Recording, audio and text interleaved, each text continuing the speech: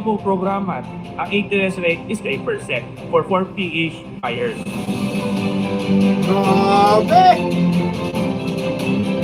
Ang lupit mo, BBM!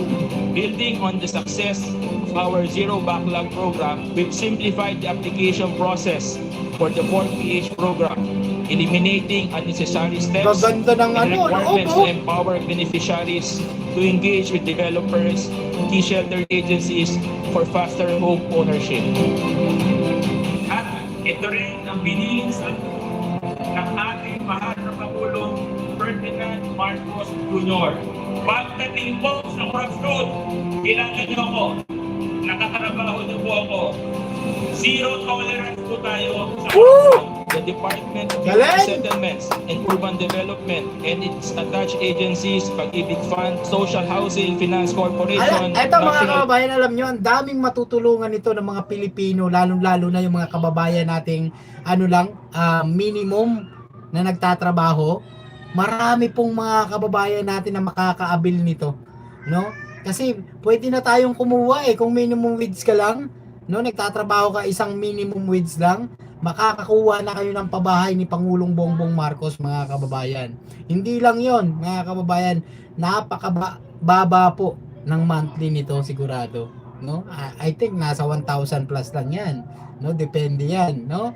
So itong ginagawa ng Pangulo, no, na maibsan, no, yung squatter dito rin sa Metro Manila. At hindi lang yun, malaking tulong po ito sa mga kababayan natin, lalong-lalo na yung mga nasa dangerous, itong nasa, alam niyo yung sa ilog, ilalim ng tulay, di ba? Yung mga bahay diyan na tuwing may binabaha, tapos hindi lang yun, nagkakasunog, no?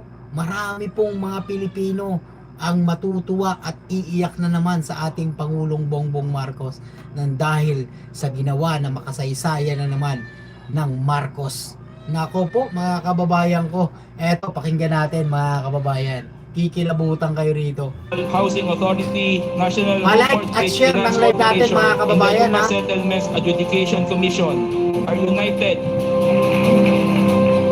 Grabe Sa pabahay po ng Pag-ibig Fund, lalo pang tinakyasan ang interes sa housing loan. Early bird promo ang Pag-ibig sa mga mag-avail ng housing loans sa ilalim ng expanded pambansang pabahay. May alok ng auction sale ang Pag-ibig sa kanilang mga hawak na foreclosed property. Mahigit 30,000 bahay at condo units ang super sale sa ilalim ng pambansang pabahay para sa Pilipino program.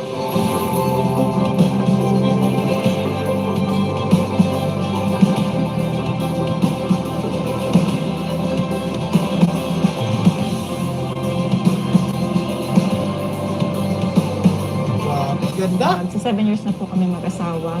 Dati po kami po ay palipat-lipat ng bahay. Nangungupahan lang po kami. Ako po si Ranji Valdez. Isa pa akong security guard. Tulad nga po nung dati, kami din po paglipat-lipat lang. Ay lagi akong binabahan sa lupahan na.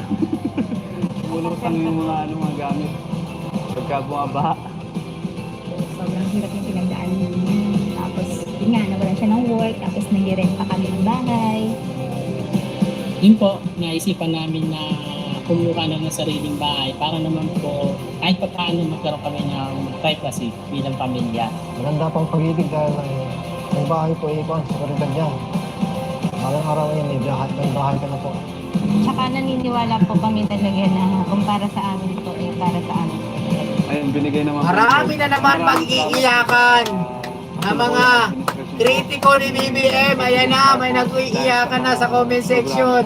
Hindi kayo makapaniwala, no, sa mga gagawin pa ni BBM, no? Sa wakas, Pag-inggit, kami ng pikit. sariling bahay na masasabi mo na amin talaga, na sa amin nakapangalan. Dahil yun ang importante. Prueba na yan, yung sarili mo no? Kaka-DDS yan, prueba na yan, na nakalipat sila sa pabahay ni BBM. Marami po sila nabibigyan ng Okay, pag-asa. si Richard, good day po. Kasama Magandang gabi, ng magandang gabi. pagbubukas ng mga pintuan sa bagong tahanan ay ang bagong pag-asa para sa napakaraming pamilya. Oh, Kaya naman, galing mo talaga BBM. napakagandang masabi ko, welcome home. Woo! Saan na kayo ngayon? Ganda!